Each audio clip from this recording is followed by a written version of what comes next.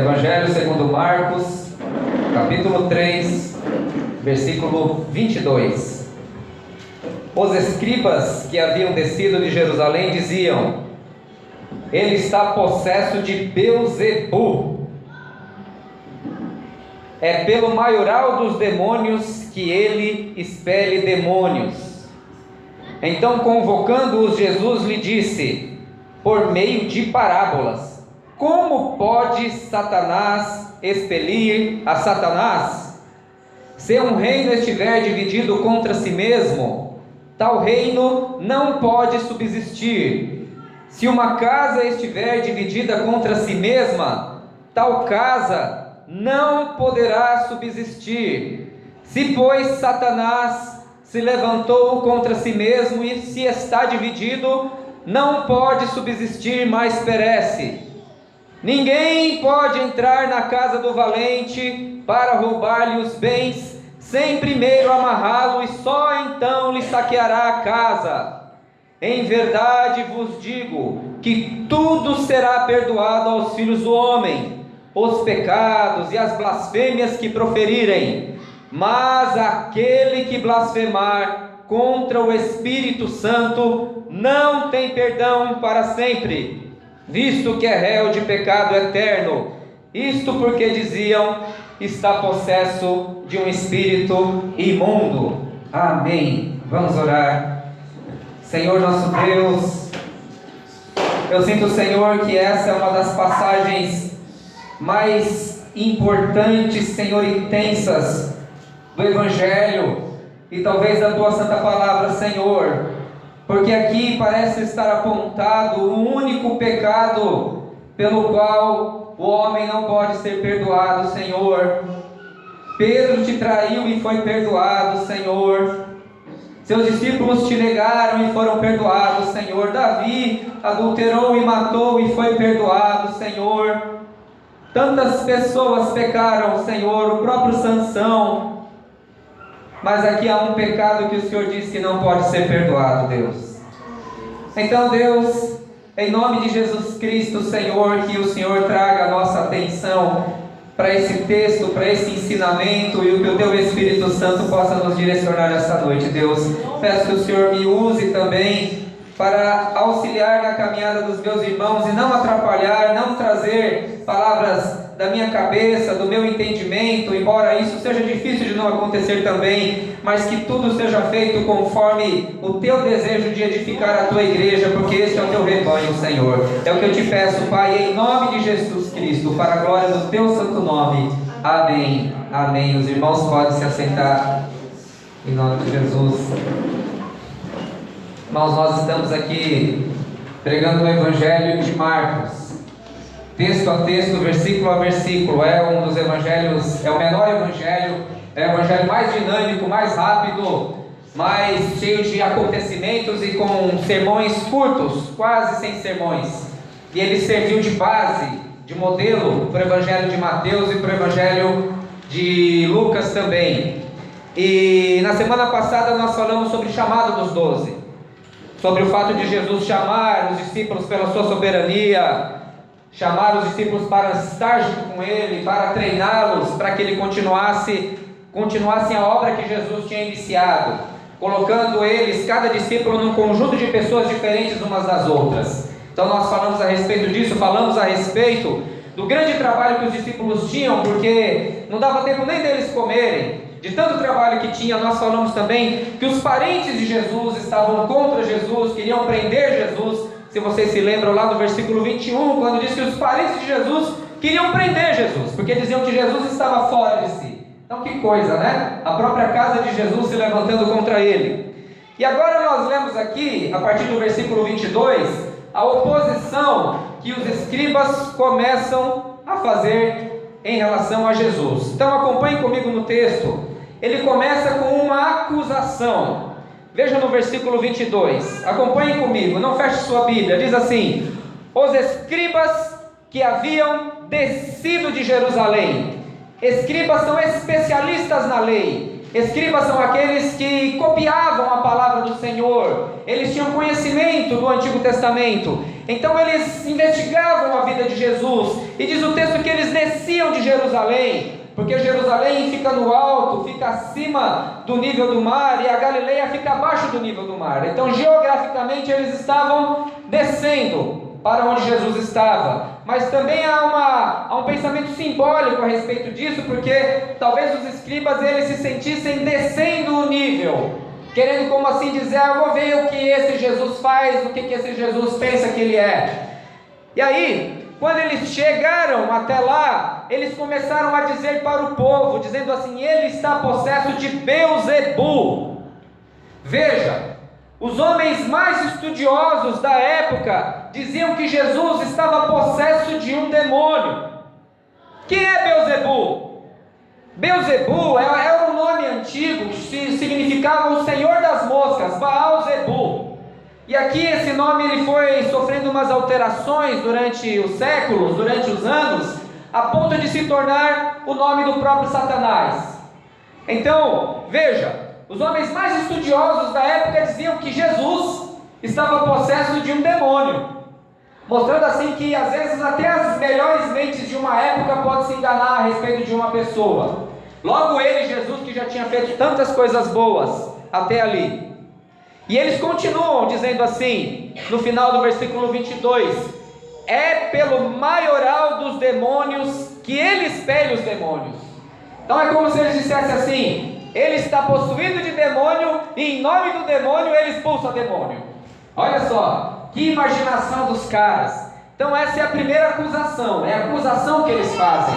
Se você bem se lembrar, já desde o início do Evangelho de Marcos, fariseus, saduceus, escribas já estão fazendo diversas acusações a respeito de Jesus, mas essa aqui é a mais grave, a ponto de dizer que Jesus estava possesso por um demônio. Olha que loucura! Muito bem, aí no versículo 23, nós temos uma convocação. Então, se no versículo 22 tivemos uma acusação, agora nós temos uma convocação. Aparentemente, essas coisas que eles disseram não foi na frente de Jesus, não foi na cara dele, foi assim falando para as pessoas, olha, você está indo no culto desse Jesus, na igreja desse Jesus, no grupo desse Jesus, olha, ele expulsa demônio em nome do demônio, não vai não.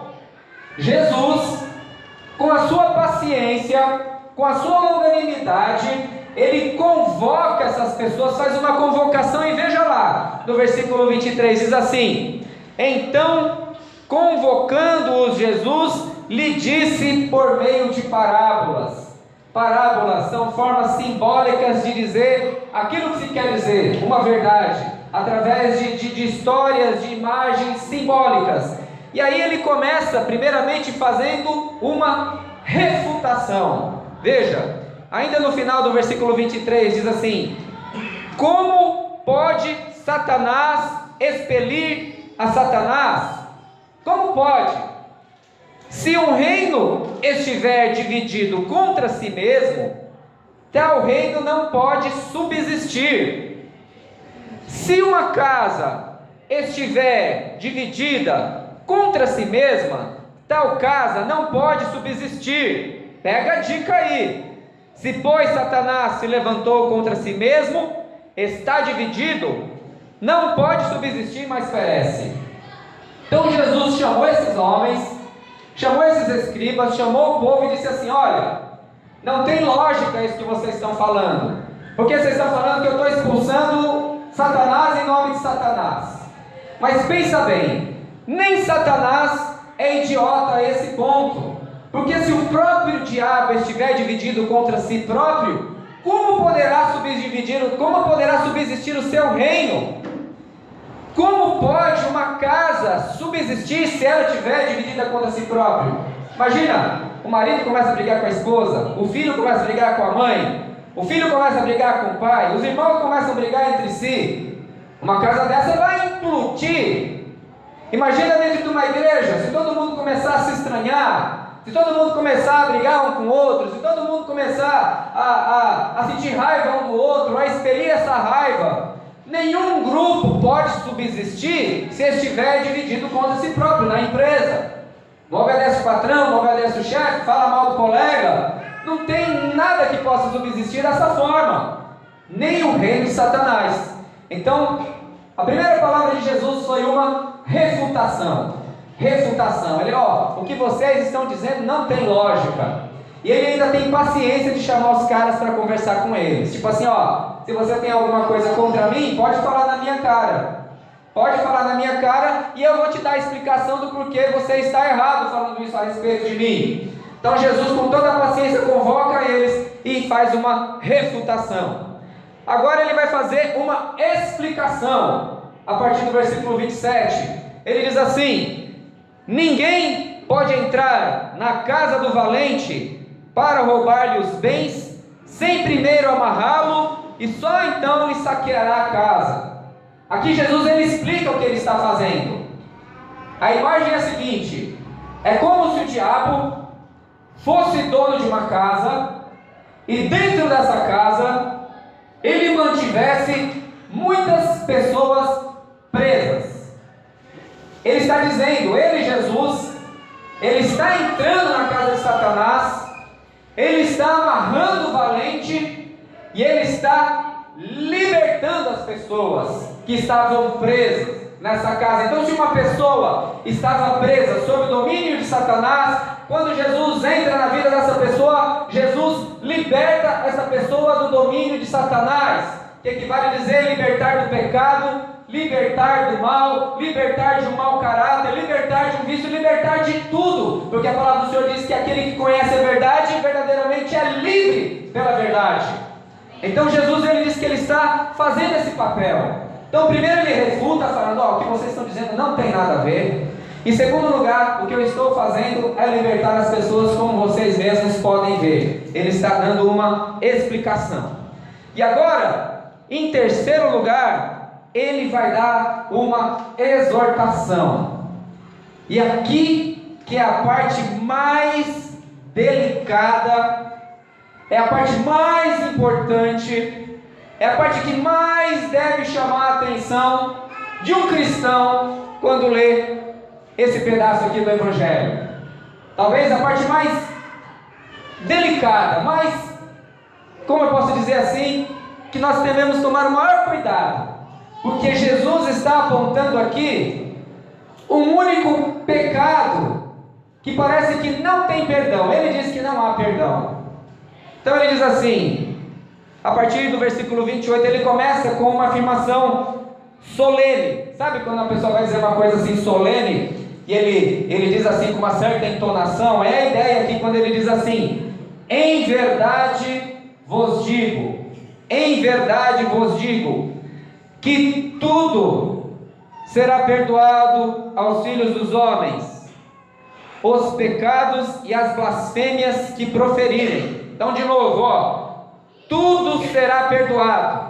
Adultério é perdoado, homicídio é perdoado, mentira é perdoado, roubo é perdoado, desonra aos pais é perdoado, prostituição é perdoado, falta de oração é perdoado, falta de reverência na presença do Senhor é perdoado também, falar mal do pastor é perdoado também, falar mal da mãe é perdoado também, bater, agredir, falar palavrão, comer demais, tudo isso é perdoado, todos os pecados são perdoados. Ele diz, não estou dizendo para você cometê-los, mas eles estão perdoados. Se você cometer, você pode pedir perdão a Deus, você será perdoado, se você se arrepender, é claro.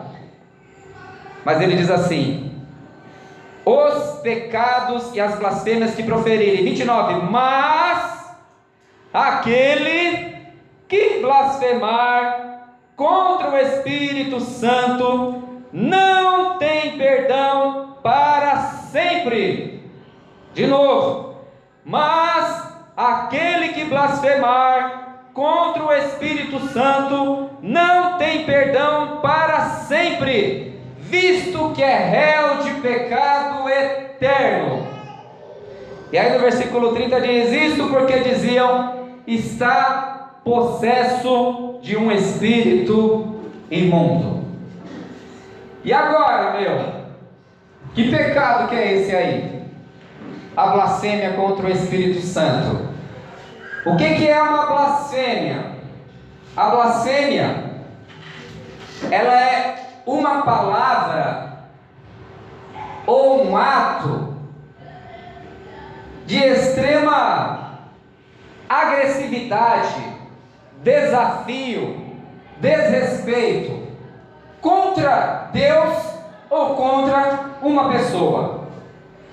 Quando uma pessoa te ofende na cara, te acusa de uma coisa que você não fez, fala que você é uma coisa que você não é, injustamente, ou quando ela amaldiçoa Deus, a casa do Senhor, a igreja de Deus, o povo de Deus, quando atribui a Deus pecado, é uma blasfêmia. O judeu levava isso tão a sério que nem o nome de Deus ele proferia, para não correr o risco de blasfemar ou de dizer o nome do Senhor, seu Deus, em vão. Dizer o nome de Deus em vão é uma coisa, é quando a gente fala o nome de Deus sem pensar, sem nenhum propósito. O cara dá um espirro, ai meu Jesus, é em vão, umas coisas assim, inócuas, não faz sentido. O nome do Senhor deveria ser uma coisa mais sagrada, não é um negócio assim para ficar falando à toa, seja do Pai, do Filho e do Espírito Santo. Respeita o nome do Senhor, mas a blasfêmia é pior, é quando a pessoa amaldiçoa a Deus. E o texto aqui está dizendo que Jesus disse isso, que esses homens estavam ou próximos de cometer essa blasfêmia, ou cometendo, porque eles estão dizendo que Jesus está possesso de um espírito imundo. Veja, a Bíblia diz que Jesus, ele é o Filho de Deus encarnado, que ele nasceu da Virgem Maria, que ele é o homem mais santo que pisou sobre a face da terra. Até aqui ele já tinha curado leprosos, até aqui ele já havia curado enfermos, até aqui ele já havia curado aquele homem paralítico que desceu do teto pelos amigos, até aqui o homem da mão ressequida, até aqui ele já tinha curado a febre da sogra de Pedro. Quantas coisas Jesus já tinha feito até aqui e que nem estão relatadas aqui neste evangelho e pode estar em outros. E esses homens, eles vêm até Jesus depois que ele fez tantas coisas boas, aclamado pelo povo, talvez por inveja, talvez por ciúmes. Eles chegam diante de Jesus e falam: esse cara está endemoniado, esse cara está com um demônio, esse cara ele expulsa demônios em nome do demônio. Como pode uma coisa dessa? Veja, as melhores mentes, os homens mais estudiosos podem errar, mais cultos podem errar em relação a uma opinião, e esse foi o maior erro de todos. E eles ainda diziam que ele estava possesso e que ele estava expulsando o demônio em nome do demônio. E aí Jesus diz assim: olha, todo pecado será perdoado, todo pecado será perdoado, mas a blasfêmia contra o Espírito Santo não será perdoada. Veja, alguns podem achar que o problema está só no falar, exteriormente falando, mas a boca fala daquilo que está cheio o coração, não surge do nada. Por exemplo, quando Jesus ele estava em uma casa ensinando, e os amigos desceram um paralítico para ser curado, Jesus disse para aquele homem: os teus pecados estão perdoados. Havia ali escribas, havia ali fariseus. Diz que no coração deles, eles disseram assim: esse homem blasfema, pois quem pode perdoar pecados senão somente Deus? Então ali já começa a oposição. Depois ele vê Jesus chamando publicanos e pecadores, almoçando com eles, se banqueteando com homens que a sociedade desprezava. E novamente eles não falam diretamente para Jesus, mas novamente eles começam a espalhar: esse homem não presta porque ele come com pecadores. Depois, numa ocasião, ainda nesse evangelho, se os irmãos se lembram, nós falamos sobre isso, o Aragão pregou sobre isso aqui, que Jesus em uma sinagoga curou o homem da mão ressequida, e ele ainda disse para os fariseus assim: olha, o que é lícito fazer no sábado? É lícito curar no sábado? E disse que aqueles homens se calaram, ficaram quietos. E Jesus diz que, condoído com a dureza do coração deles, Jesus, com dor no coração, foi lá e curou aquele homem. Curou. E no final do texto diz que os caras ficaram com raiva. Ao invés de glorificar Deus, os caras começaram a combinar o que eles iam fazer para matar Jesus. Como é que é esse negócio? Os caras curam uma pessoa, os caras querem matar Jesus. O poder das trevas se levantando. E aqui nós temos o ápice da oposição. Então você percebe que a oposição a Jesus, ela começa no coração e ela vai crescendo. Ela começa no coração, vem para o pensamento, começa a compartilhar com outras pessoas, começa a fazer oposição direta a ponto de apontar o dedo na cara e falar: ó, você está possesso do demônio. E aí sai o que? A palavra da boca. Então, não vem do nada. E aí eles cometem, ou estão próximos de cometer, a blasfêmia contra o Espírito Santo. Algumas pessoas dizem que a blasfêmia contra o Espírito Santo, ela não pode mais ser cometida nos nossos dias. É uma posição, vou te dar duas. Essa é a primeira. Não pode ser cometida porque eles dizem assim: que ninguém foi como Jesus, que somente Ele era o Filho de Deus encarnado, que as coisas que Ele fazia eram irrefutáveis, não dava para refutar. O cara curava um cara leproso ali, o cara com a mão ressequida começava a funcionar na hora, o paralítico começava a andar. Então eles diziam: olha, esse tipo de coisa assim, automático, na hora, só Ele fazia. Então, dizer que Jesus estava possesso de espírito imundo só podia ser feito naquele momento. Como Jesus não está mais presente entre nós fisicamente, esse pecado não pode ser mais cometido. Então alguns dizem isso. Aí você faz ufa, não é? Quem fez ufa? Ufa, desse pecado eu estou livre. Porém, meus irmãos, essa posição, ela não é única e ela não é majoritária. Ela não é uma posição única e ela não é majoritária. Creio eu que a maior parte dos estudiosos entendem que esse pecado, blasfêmia contra o Espírito Santo, ele pode ser cometido sim nos dias de hoje. Então, eu vou passar essa posição para vocês também. Mesmo entre aqueles que acreditam que esse pecado pode ser cometido hoje, não há assim uma concordância de que modo esse pecado poderia ser cometido. Como seria cometido isso hoje? Por exemplo, será que ele pode ser cometido pastor pregando, aí você fala: esse pastor aí, pica fumo aí, não fala nada com nada? Será que isso é blasfemar contra o Espírito Santo? Será que blasfemar contra o Espírito Santo é uma palavra feia para ele? Será que blasfemar contra o Espírito Santo é você ver uma coisa esquisita acontecendo na igreja lá? O pessoal fazendo um movimento, todo mundo rodando, caindo, batendo paletó, forrozão, comendo sopa, falar: isso é uma bagunça. Será que isso é blasfemar contra o Espírito Santo? Então, há uma dúvida: qual será a blasfêmia contra o Espírito Santo? Será que a blasfêmia contra o Espírito Santo é cometer um pecado e não se arrepender? O cara endurece o coração? Porque a palavra diz que o Espírito Santo convence do pecado, da justiça e do juízo. Se uma pessoa se endurece para o Espírito Santo, não há mais o que fazer, porque ele se endureceu ao único que poderia convencê-lo do pecado, da justiça e do juízo também. Será que a blasfêmia contra o Espírito Santo é isso? Não há concordância. Eu vou passar aqui para vocês um caminho que alguns dizem que pode levar à blasfêmia contra o Espírito Santo. Um caminho que pode levar àquilo que nós chamamos de apostasia, quando a pessoa deixa completamente a fé. Um caminho que pode levar a pessoa a se afastar totalmente de Deus, a ponto de o apóstolo João, na sua primeira epístola, no capítulo 5, ele diz assim: há pecado que não há para a morte.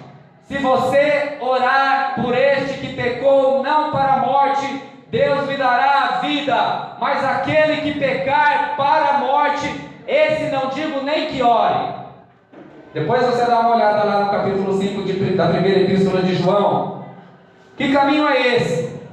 O caminho que os fariseus seguiram, a ponto de endurecer o coração para o Senhor, a ponto de blasfemarem na cara dele e a ponto de levarem à morte. Que caminho é esse? Meus irmãos, o Espírito Santo, ele é a terceira pessoa da Trindade. Como que funciona a economia da salvação? Quando você vem ao Evangelho, alguém apresentou Jesus para você. Provavelmente a pessoa primeiro ganhou a sua confiança, falou: esse cara é um cara legal, bacana ele. Porque primeiro você ganha a pessoa para você, e depois você ganha a pessoa para Jesus. André, ele disse para Pedro: olha, achamos um cara legal, ele confiou, levou até Jesus, conheceu Cristo. Quando você faz isso, você apresenta Jesus e diz para a pessoa: Jesus deu a vida para te salvar. Então o Filho morreu na cruz para salvar você. Esse plano de salvação foi elaborado e determinado pelo Pai. O Pai predestinou pela sua soberania, pela sua predestinação e pela sua presciência. Ele determinou este plano de salvação, que o seu Filho viria ao mundo para dar a vida pelos pecadores, e todos aqueles que crescem no seu Filho seriam salvos e não veriam a morte para sempre. Então, o Pai teve um plano, o Filho executou esse plano morrendo na cruz. É suficiente? Ainda não é suficiente, porque Jesus, quando ele vai se despedindo dos seus discípulos, ele diz: olha, eu vou, mas eu não vos deixarei órfãos, enviarei o Consolador, e ele convencerá o mundo do pecado, da justiça e do juízo. Então, quando você vem para Jesus, tem uma pessoa que está pregando o Evangelho para você. Quando essa pessoa está pregando o Evangelho para você, a palavra do Senhor nos ensina que é como se o Espírito Santo estivesse também junto com essa pessoa tentando te convencer. Ela está trabalhando dentro de você, está tentando te levar ao arrependimento, a uma mudança de mente. Então é a palavra do homem pregando o Evangelho e o Espírito Santo ajudando.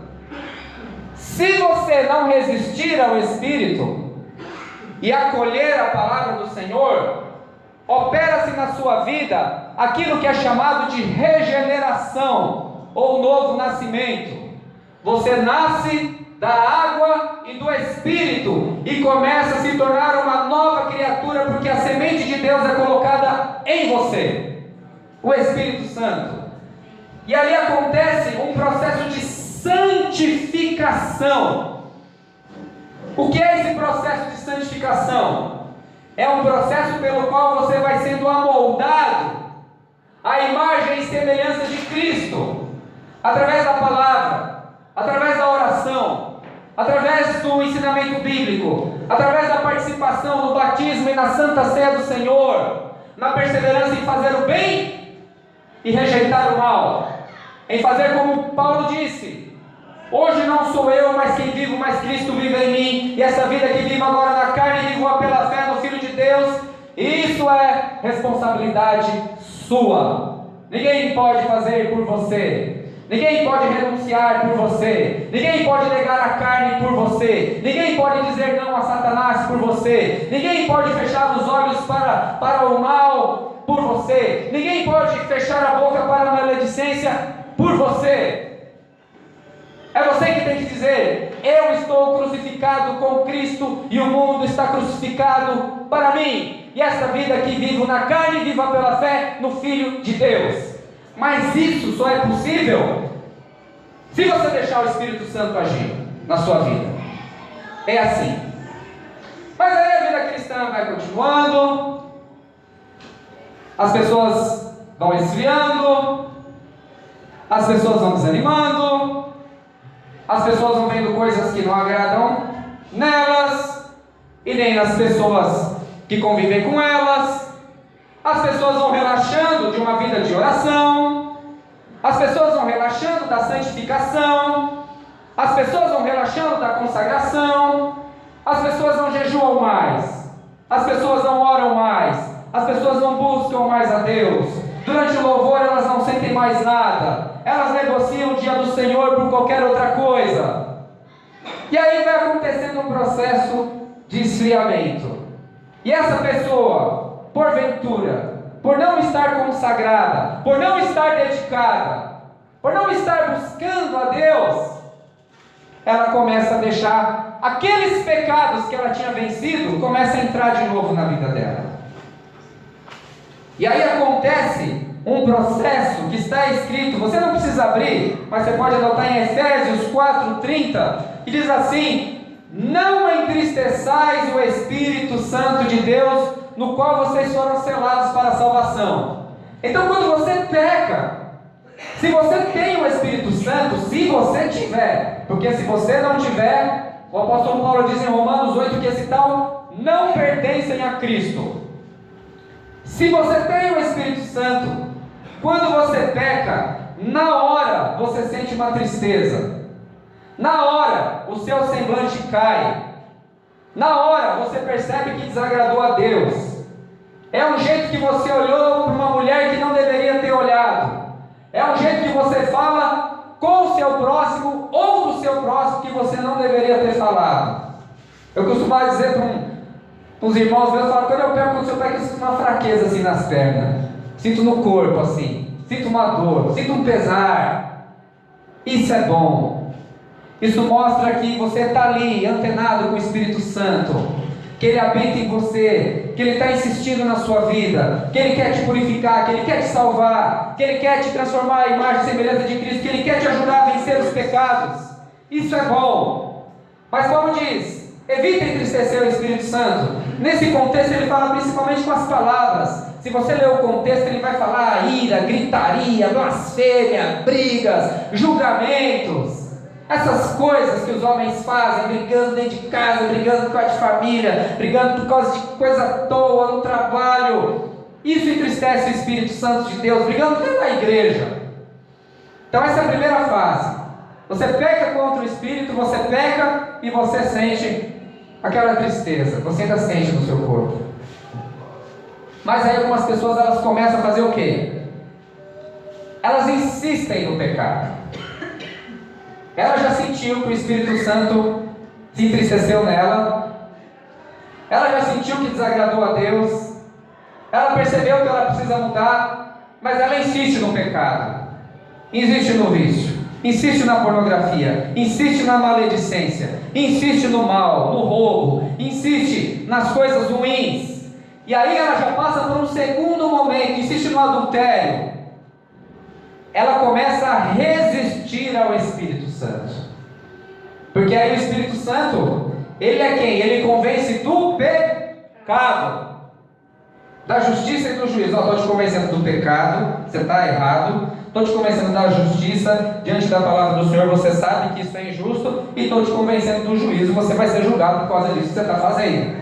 Porque o apóstolo Paulo diz que todos nós seremos julgados por aquilo que fizemos por intermédio do nosso corpo, seja o bem ou seja o mal. Aí a pessoa resiste ao Espírito, como? Se mantendo no pecado. É um processo que se chama endurecimento do coração, cauterização da consciência. Ela insiste em cometer o pecado, ela insiste em atravessar a fronteira, ela insiste em brincar com o sagrado, ela insiste, e aí a natureza dela parece que vai sendo reconvertendo para trás, né? Conversando para frente e reconvertendo para trás. Vai mudando algo dentro dela.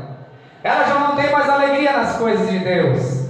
Ela já não adora a Deus com alegria. Ela já não sente prazer na leitura da palavra. Ela já não sente mais prazer no meio do povo de Deus. Na verdade, o coração dela vai se enchendo de uma amargura tal que tudo que ela tem a dizer é mal. Mal de alguém, mal do pai, mal da mãe, mal do pastor, mal do amigo, mal da igreja no mundo inteiro. Isso não é mais para mim. Porque ela está resistindo ao Espírito. Quem já viu gente assim? Começou bem a caminhada, mas depois, licença, um gole de água. Não é propaganda da Bonafonte não, não se preocupa, que eu não estou fazendo propaganda. A pessoa resiste. Aí ela vai passar para uma terceira frase. Ela entristeceu o Espírito, ela resistiu ao Espírito, e agora ela extinguiu o Espírito. Se você vê em 1 Tessalonicenses 5,19, você pode deixar anotado aí, o apóstolo Paulo diz assim: não extingais o Espírito Santo de Deus. A ideia é mais ou menos assim, como se o Espírito Santo fosse uma chama que brilha bonita na sua vida quando você se converte, quando você recebe Cristo com o seu coração. É uma coisa que fica queimando e pulsando dentro de você. As coisas que você gostava não gosta mais, as coisas que você amava não ama mais. Você gosta de estar na presença do Senhor, você gosta de ouvir a palavra do Senhor, você começa a sentir aquela presença gostosa de Deus na sua vida, que é exatamente isso que faz com que você persevere. O que faz você perseverar não é porque o pastor é alegre, porque o pastor é simpático, porque a música é boa, porque os irmãos são bacanas. O que faz você perseverar no caminho do Senhor é a presença do Senhor na sua vida. A alegria do Senhor é a nossa força. É isso que faz uma pessoa. Quando a pessoa perdeu essa alegria, como que ela vai continuar? Dificilmente. Então o apóstolo Paulo diz: olha, não extingais o Espírito, porque você já entristeceu o Espírito Santo com o seu pecado. Você está resistindo ao Espírito Santo na manutenção do seu pecado. E aí o Espírito Santo é como uma chama, você vai apagando o Espírito Santo de Deus na sua vida, a ponto de alguns dizerem que ele pode ser completamente apagado. A Bíblia fala que Sansão, que o Espírito Santo saiu de Sansão, ele nem percebeu. Será que isso é possível no dia de hoje? Eu prefiro não arriscar. É melhor a gente não arriscar. Aí a pessoa extinguiu o Espírito Santo, se tornou uma pessoa seca, uma pessoa crítica. Sabe aquela laranja seca que você espreme e não sai caldo? A pessoa não tem uma palavra para dizer para alguém necessitado. Eu necessito uma palavra, não tenho porque está seco. Não consegue fazer uma oração. A pessoa pode ir pedir um conselho, não tem, na verdade dá um conselho pior. Entende? Porque ela extinguiu o Espírito Santo, entrou em processo de extinção. E aí, talvez aí nós passamos para a quarta etapa, que é a blasfêmia contra o Espírito, que é a chamada apostasia, que é a apostatar da fé. Apostatar da fé não é simplesmente uma pessoa se afastar da igreja. Apostatar da fé é quando uma pessoa no seu coração diz assim: eu não preciso mais de Jesus. Eu não acredito mais que Jesus morreu por mim. Eu não acredito mais nos milagres que Jesus fez ou faz. Mas não começa assim direto em Jesus. Começa falando mal dos servos de Deus. Porque Jesus estava aqui como um servo de Deus. É um espírito crítico que entra dentro da pessoa e que faz com que ela perca aquele brilho inicial nos olhos e não viva nem mais a alegria da sua salvação. No mesmo espírito que estavam esses escribas aqui, falando a respeito de Jesus. Fala mal dos servos de Deus, da obra de Deus, da igreja de Deus. E aí ela corre o risco realmente de deixar de acreditar. Isso faz com que nós só possamos ter uma única atitude, meus irmãos. Se vocês ouvirem a voz de Deus, não endureçam os vossos corações. Qualquer pecado não confessado e endurecido pode gerar esse processo, desencadear esse processo. Entristece o espírito, resiste ao espírito, extingue o espírito e blasfema contra o espírito. Alguns não acreditam que isso possa acontecer. Não, isso não pode acontecer de modo algum. O cara pode estar afastadão, fazendo o que quiser da vida. Uma hora ele volta. Em nenhum momento a Bíblia incentiva o pecado. Em nenhum momento a Bíblia incentiva a falta de consagração. Em nenhum momento a Bíblia incentiva a você descansar na sua carne. Muito pelo contrário. O apóstolo Paulo ele diz assim: não vos embriagueis com vinho, onde há dissolução, mas enchei-vos do Espírito, falando entre vós com salmos, hinos e cânticos espirituais, e sendo agradecidos a Deus no vosso coração, servindo uns aos outros pelo amor. Então, se você, por algum motivo em sua vida, você fala assim: eu estou me sentindo seco, você fala assim: o pecado está voltando a tomar conta de mim, coisas que eu vencia antes, eu não estou conseguindo vencer mais, coisas que eu fazia antes e que eu tinha parado, eu voltei a fazer, eu perdi a alegria de estar na presença do Senhor, eu olho de uma forma crítica para a obra do Senhor, ninguém presta mais, a igreja não presta mais, passei a ter um espírito crítico, uma obra da carne. Quando você vai lá para Gálatas capítulo 5, a partir do versículo 19, prostituição, impureza, lascívia, feitiçaria, glutonaria, espírito faccioso, facções, dissensões. Sabe o que é isso? Quando a gente já não começa mais a se dar bem um com o outro, lidar bem com um grupo diferente, com pessoas que pensam diferente, a gente quer ter razão em tudo, a gente acha que só a gente é dono da verdade. Isso é obra da carne também. Isso também é obra da carne. Então, se você percebeu que você chegou nesse estado, você perdeu a alegria pelas coisas de Deus, pela obra do Senhor, você não tem zelo nenhum pelo ministério que o Senhor te deu, eu digo para você: tu está nesse processo aqui, você tem que sair dele, você tem que sair desse processo, porque esse aqui é um processo de morte, isso aqui é um processo realmente de afastamento dos caminhos do Senhor. A alegria do Senhor é a tua força, o que nos move é a presença do Senhor, o que nos deixa firmes na presença do Senhor é o próprio Deus. É você acordar de manhã e sentir a presença de Deus, sentir a presença de se ajoelhar, sentir a presença de adorar o Senhor, sentir o desejo de orar, de buscar o Senhor na sua palavra, na oração, na comunhão com os irmãos. A alegria do Senhor tem que ser a sua força sempre, o desejo de se encher dele, se encher da santidade dele, se encher da alegria dele, que só pode ser feito através de um processo de uma radical autonegação para as coisas desse mundo e da carne, e uma radical abertura para as coisas de Deus. É assim que se enche de Deus, é assim que se enche do Senhor. E agindo dessa forma, meus irmãos, nós não iremos mais blasfemar contra o Espírito do Senhor, nós não correremos o risco de cometer esse pecado em presença dele. Meus irmãos, em nome de Jesus Cristo, que a alegria do Senhor seja sempre a nossa força, e que todos nós possamos ser cheios do Espírito Santo para o dia da redenção, em nome de Jesus. Amém? Vamos ficar em pé, vamos orar na presença do Senhor.